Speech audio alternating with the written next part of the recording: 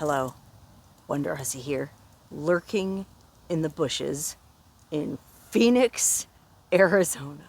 Okay, it's actually not Phoenix proper, it's Mesa, Arizona, but it's part of the giant Phoenix metropolitan cancer. Just kidding, I love Phoenix and I love Arizona and I'm super excited to be down here.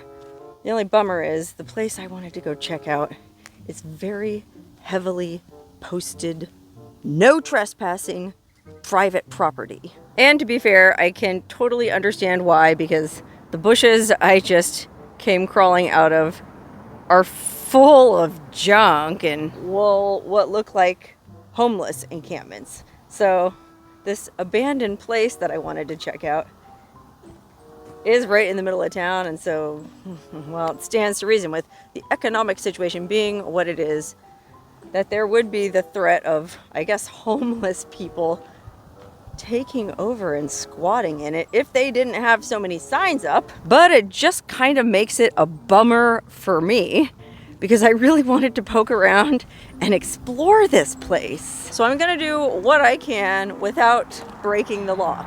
Okay, anyway, like I was saying, I'm here in Mesa, which is part of the greater Phoenix sprawl. Well, back in the 1930s, this was the middle of nowhere. I mean, yeah, sure, now I'm walking alongside it's like 6-lane road, and there's all kind of buildings and businesses. There's a Jack in the Box on the corner, and well, Lord only knows what's down that way. But back in the 1930s, this was the desert. The literal Wild West. Middle of nowhere. Oh, look, you can see the place that I'm creeping up on. And oh my God, it must have been absolutely amazing back in the day. Okay, you can see there's a bunch of little tiny old bungalows, cabins, stumpy looking palm trees. I'm not sure what's going on with that. But yeah, back in the day, this was what was called a motor court. Okay, I guess back in the early days of the automobile, remember the 1930s, people had only been driving cars for 20 years, if that. And so when they started going on longer automobile journeys, they needed a place to stop and camp for the night. And so even before motels were a thing, there was this thing called a motor court. I'm not sure what exactly the difference between a motor court and a motel is, but motel, the word motel is actually, what do you call it when they put two words together of motor court and hotel? So a motor court was somehow even rougher than a motel, and this was one of them. But it wasn't just any crummy little motor court in the desert on the fringes of Phoenix, which back in the 1930s, Phoenix probably wasn't much more than a lonely desert outpost itself. No, sir, this was a legendary motor court known as the Buckhorn Baths. Look at this sign. Isn't this amazing? One of those iconic kind of mid-century Route 66 style classic neon signs. I don't think it lights up anymore, but when it did back in the day, I bet it was awesome. And I bet it was a beacon to all the travelers who were coming from the east, from the mountains, crossing the deserts, looking for a place to stay in the night. And then up ahead in the distance, you see a glimmering light. Your heart was heavy and your knees grew weak. You had to stop for the night. Okay, I think I totally butchered the words to that song, and it had absolutely nothing to do with the Buckhorn Baths, but I don't know if there was ever a candidate for the Hotel California. This place would be it. Except for the fact that it's not in California, it's in Arizona. But other than that, to me, this definitely looks like the kind of place where you would pull in and stop after a long day of traveling and, well, get sucked in and never leave. Especially considering the fact that there were hot baths. Did I mention this was a mineral hot spring? Well, yes, it was a hot spring, and that's kind of what piqued my curiosity and why I wanted to come check this place out. I'm actually curious about it for two reasons. One, it's a hot spring, and I love anything to do with hot springs. But two, it's such a badass property to be just sitting here boarded up and derelict. Look at this. Back in the day, there was a Western gift shop. Then it looks like Here in the middle, it used to say trophy room, and then it says office, and then there's one of those really cool little no vacancy signs hanging over the door, and then, well, there's a sign saying security cameras in use, but I can't imagine that's the case. I mean, this place looks really busted. I mean, it's been sitting here abandoned for years, and there is a caretaker parked in an RV in the middle of the resort, dang it, which if he wasn't there, I'd probably totally sneak in and poke around, but as it is, I gotta be law-abiding and stay on this side of the fence. But I mean, golly, you can look through the fence and see how amazing the gardens must have been here back in the day. I mean, all these beautiful cactus. I mean, yeah, they're in need of some serious watering now. Palm trees. It's like there's even a little wishing well over there. And a sign that says Wildlife Museum. Okay, you're probably wondering, what kind of hot spring resort in the middle of nowhere in the 1930s would have a wildlife museum? Well, as you might expect, the story is pretty wild itself. Okay, so the Buckhorn Baths was operated by this couple named Alice and Ted Sliger, I want to say. I'm getting all the information for this video off the Wikipedia entry, which had a lot of typos, but I think their names were Ted and Alice Sliger, and they were a couple from Mesa, which Mesa was a town back in the day. I guess it just didn't come out this far. And they had a gas station in Mesa. And I guess Ted was really into hunting and taxidermy, so he had this whole collection of taxidermied animals at their gas station, and everything went well for many years until one day there was a terrible fire, and the gas station burned down, as did all of the taxidermied animals except one, and I'll get to that in a minute. Anyway, they lost everything in that fire, and so they decided to come out here and buy some land outside town. Remember, back in the day, this was the middle of nowhere, the outskirts outside the, well gosh, if Phoenix was tiny in the 1930s, Mesa must have been even teeny tinier. Anyway, Ted and Alice bought some land way out here on the edge of nowhere and opened a new gas station. And I guess everything went well for a few years until, well, there was no water on site. They had to truck in all their drinking water, and so eventually, once they made enough money, they decided to drill a well. But wouldn't you know it, when they drilled that well, yeah, they hit water, but it was hot water. They hit 112-degree mineral water, according to what I read.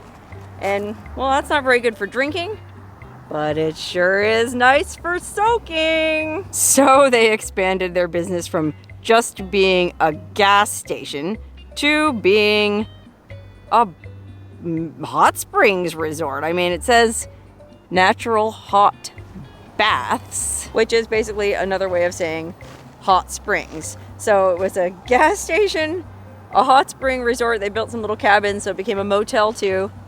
And there was this whole aspect of the wildlife museum, which, you guessed it, was Ted's taxidermied animals. Okay, all his taxidermy animals had burned down in that first fire at the other gas station, but I guess he must have been a pretty avid and prolific hunter, and there's plenty of hunting. Well, maybe there's not much hunting to be done here today because there's a freaking Walgreens across the street, but back in the 1930s, it was mountains and desert and chuckwallas and javelinas and all kinds of critters for Ted to kill, stuff, and mount. Ugh, gotta wait for that biker to go by with his copyrighted music playing before I can continue. The perils of YouTubing. Anyway, where was I? Oh yeah, Ted got back to taxidermying, and I guess he amassed quite a collection of animals in no time, and so they opened a whole little wildlife museum. And the reason they called this the Buckhorn Baths is, remember I said earlier that when their first gas station burned down, only one animal survived? Well, it was a buckhorn deer, which is why they named this place the Buckhorn Baths and Motel. I mean, again, it was a huge property. I guess it started out just as a little gas station. There's probably a gas station right out front here. They eventually dismantled that though because they were making enough money off the hot springs and the hotel. But yeah, at one time there was a gas station, there was like a Greyhound bus station, there was the motel, there was the trophy room wildlife museum, there was a gift shop, and then there was a ton of motel rooms unfortunately, they're all fenced off with all these no trespassing signs, so we can't get back in there. But we can use our imaginations and just picture how amazing this place must have been. Okay, this architectural style, I think, is called Pueblo Revival, and it was kind of popular in the 1930s. Like, have you ever been to Taos, New Mexico, or Santa Fe, New Mexico? There's a lot of buildings in this style. I didn't realize it until I researched this video, but that's called the Pueblo Revival style. And it, to me, it has like a really cool, classic Route 66 roadside Americana vibe to it, especially when paired with a giant neon sign out front with a deer's head on top of it. So, you know, back in the day, you're motoring across the west down Route 66, or, well, I keep saying Route 66, but I don't think Route 66 goes anywhere near here. It's pretty well north of here, but you know, the same kind of vibe. You're on an early road trip in your smart little suit and your smart little hat. You know, people dressed so much nicer back then, in your badass old 1930s Packard or whatever it was you were driving. And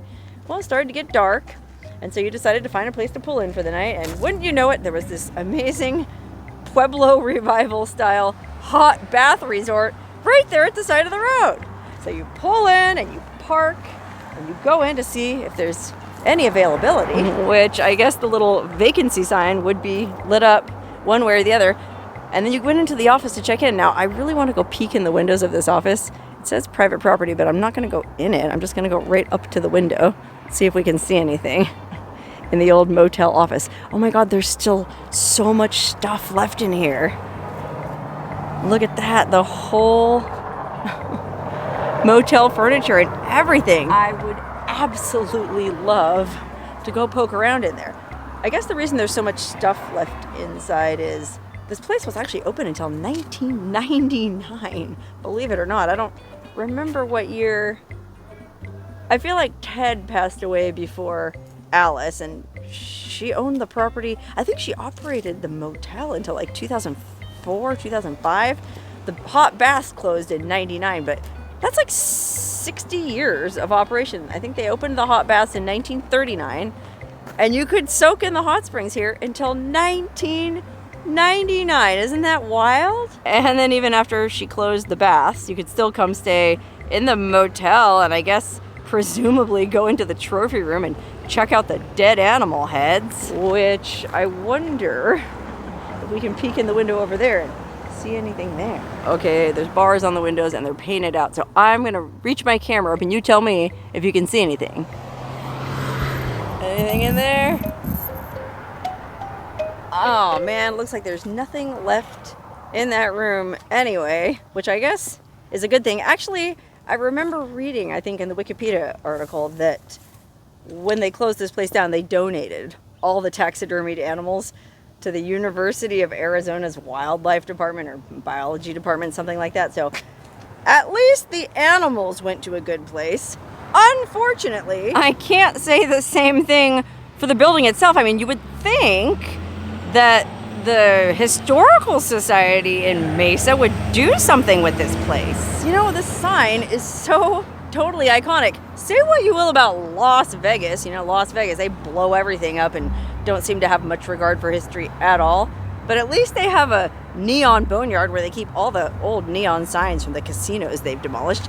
You think they could at least preserve the sign? And actually, I guess I did read online that there is some kind of movement to try and protect this place. In fact, I think part of the grounds, this part right here, I think, is on the National Register of Historic Places.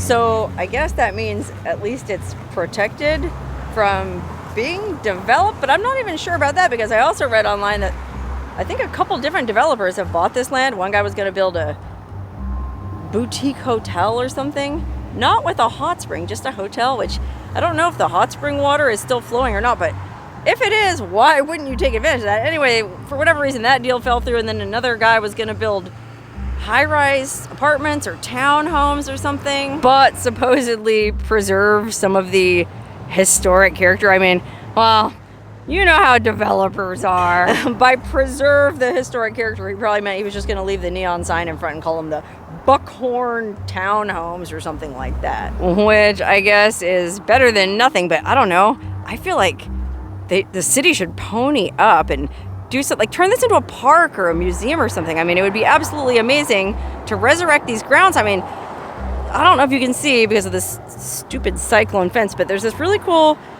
rustic, rough stone wall that I think runs pretty much around the perimeter of, well, if not the entire property, the front area. And if you look at this wall close up, you see that a lot of the rocks have holes on top of them. Well, that's because they're not just any old rocks that they found out in the desert. They're metates, which I guess is the word for an Indian grinding stone, you know, kind of like a molcajete they used to grind spices. These were very primitive versions of that, just rocks with a little, I guess there'd be a little hole or depression in it to begin with, and then it would get ground away over time as the women ground up pine nuts or acorns or whatever it was that they were trying to eat. And I'm sure nowadays you couldn't just go out into the desert and collect a bunch of metates and build a wall around your hot springs resort without somebody having something to say about it. But back in the 1930s, when Ted and Alice built this place, why, you could roam all over the desert, which remember was all around us. There was no Walgreens. And you could collect all the metates you want. You could turn them into a wall and, well, have a pretty good time. Actually, the vibe of this place reminds me a lot of those old desert magazines. If you've ever read Desert Magazine, people back then were really into this like amateur archaeology and going out and finding this crap in the desert and bringing it into town and building stuff out of it, I guess. Anywho, since we can't get in and look at anything, I might as well cruise around the perimeter until the caretaker yells at me and makes me leave. Surprisingly, no one has yelled at me yet, but that could be due to the fact that this is a kind of sketchy part of town, I guess. I don't know. I've encountered quite a few people since I started making this video, and one of them asked me what I was doing, said she was looking for her son who's on drugs, or her nephew. I don't know, it just seems like it's kind of a blue-collar part of town, so I guess folks don't really bat an eyelash at some ninny walking around talking to her cell phone. So anyway, the front courtyard is all fenced off. Oh my god, look how beautiful that bougainvillea. I'm just gonna lift my camera over the fence. Gorgeous bougainvillea, love bougainvillea. And you know, with somebody staying here on site, actually watering the plants and taking care of them, well, these cactus would spring right back to life and everything would be lush and green again. And this could be a really, really badass spot. I mean, whether it ever reopens as a hot spring or not, it could just be a really cool spot for this neighborhood. So I wonder what the holdup is. Hard to say. Okay, now we're coming around the back of the front building and you can see the caretaker's RV. At least I'm assuming that's what's going on here. I mean, isn't that what they do at these abandoned places? They put in a tweaker or two that live in a motorhome and they let them live there for free in exchange for yelling at any nosy YouTubers who happen to come walking past. I feel like I had that experience at the Diamond Inn in Las Vegas not too long ago. I guess I shouldn't disparage this neighborhood too much though, because as I'm walking along the street here, this super nice woman in a minivan pulled up and goes, "Wonderhussy, hey, I knew you were coming down here, but I didn't expect to see you in my neighborhood." Super nice lady and very attractive too if you happen to be watching. So I don't mean to disparage your neighborhood. I'm just saying that the caretakers here have a pretty interesting situation going on. It looks like they're living in the old motel buildings. I guess they're still habitable. And I use the term habitable pretty loosely, but I guess it beats living in an old RV. God, it must be hotter than blazes down here for most of the year. I mean, I'm here on January 11th. I think today's the 11th, and it's warm enough that I don't even need a jacket. Can you imagine what it's like here in August? And I can't imagine the air conditioners in any of these motel rooms still work. Actually, it doesn't even look like there are air conditioners. Isn't that a swamp cooler? Okay, well, since I can't get inside and poke around and make up any crazy stories, I guess I'm gonna go ahead and get back in my car and continue on my journey. But I guess I just want to say to anyone watching this who lives in Mesa and is in any position of influence, you guys really need to do something about this place. This could be absolutely amazing. And you know, if you're worried about putting the caretakers out of a job, well, you could probably hire them on as maintenance or security for whatever you end up putting here instead of this derelict eyesore of an amazing, at one time, place, which sadly smells now of despair and urine. The classic bouquet. Some say it's the scent of 2025.